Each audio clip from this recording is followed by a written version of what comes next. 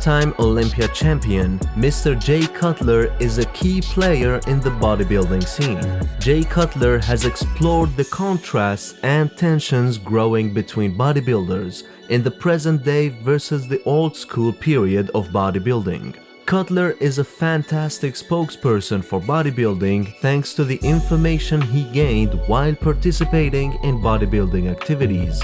Even after retiring, the former Mr. Olympia maintains a great understanding of the bodybuilding environment. Go-to exercise, really bringing those cuts in. 12 repetitions, sometimes 15, sometimes a higher volume exercise. This might be 4 or 5 sets that I actually do this movement, but it's really, really good for getting the legs warm, getting the condition in there, and getting that full contraction. Jay Cutler on old school versus new bodybuilding. Jay Cutler, 4-time Mr. Olympia champion, has taken to his podcast to explain the contrast between old school and new age bodybuilding. I want to touch a little bit on, old school versus new school too. There seems to be a lot of discussion. Lately I've been seeing some rumblings about how, the older bodybuilders, it's kind of an ongoing thing, but like how they feel about new age bodybuilding. There's been a lot of negative stuff about that. Where I think, I just hate to compare generations.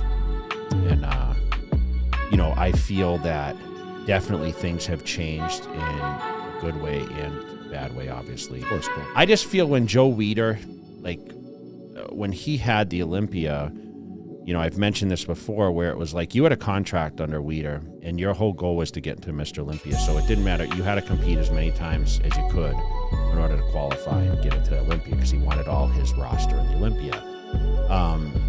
But you also had a contract, so you were paid by the organization. Furthermore, the iconic figurehead discusses the dedication necessary to pursue a career in bodybuilding or weightlifting. While describing a tougher professional path for old school bodybuilders, Cutler feels a schism is forming between the two generations of bodybuilders. In episode 14 of Cutler Cast, the 4-time Mr. Olympia dives into a variety of topics. However, the conversation took an interesting turn when Cutler began examining the paths bodybuilders took during the old school age of the sport. He seemed to think back, bro, when we didn't have meal service.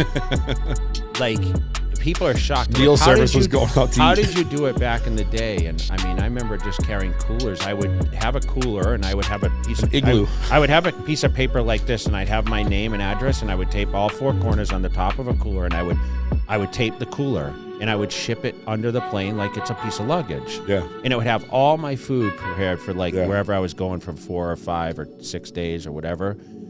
And I said, I had the Foreman grill. This is prior to I always never liked microwaving food. And, I'd plug in that Foreman grill and I had everything. I'd have tin foil. So I'd put it all in tin foil so it almost heated, instead of, having plates or whatever. And I would eat the food out of the tin foil.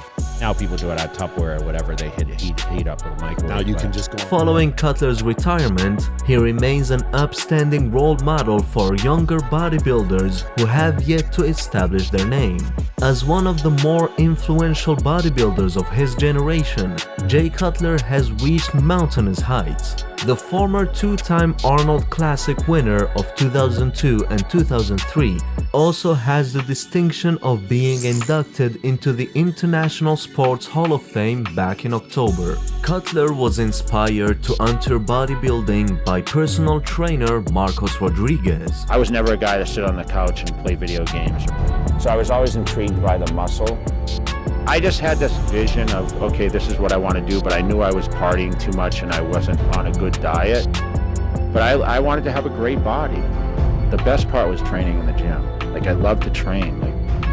You're a fucking artist, bro. You're looking at yourself in the mirror and you're saying, okay, how can I create the best body for my genetics, right? I didn't have a small waist.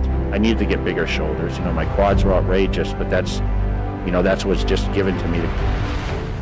Desiring to be one of the largest competitors ever, he had his first overall win at the 1993 Iron Bodies Invitational.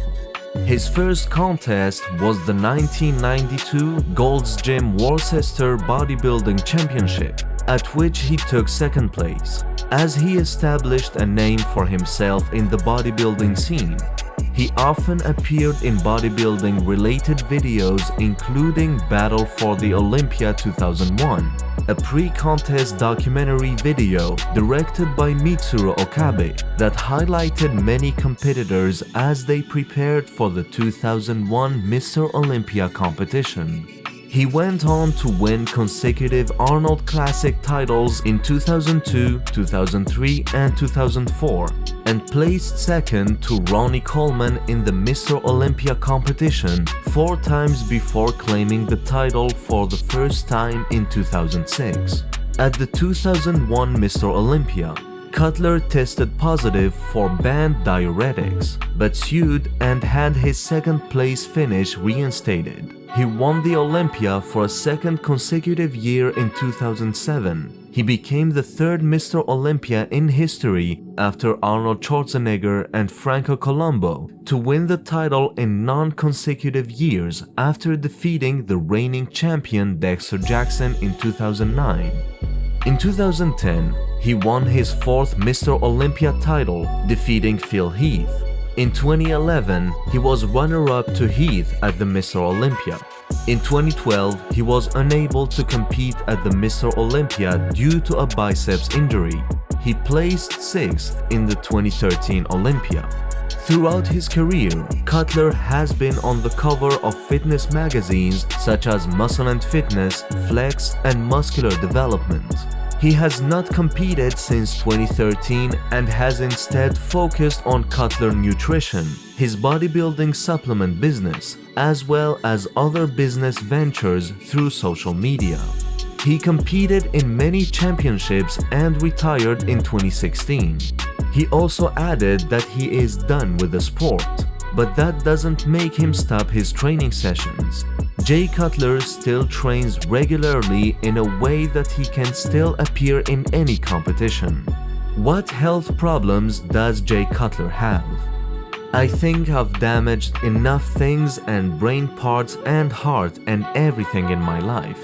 If I make it to 80 or anything after that, I'll be happy, he said in an interview with GQ. Cutler admitted that he is concerned with CTE, the progressive brain disease associated with repeated brain injuries. Did Cutler use steroids? To get to this point, Cutler had to use everything he could during his career to build a championship physique. Cutler has been open about his steroid use since retiring and continues to reflect on it. I think I abused drugs, Jay Cutler said.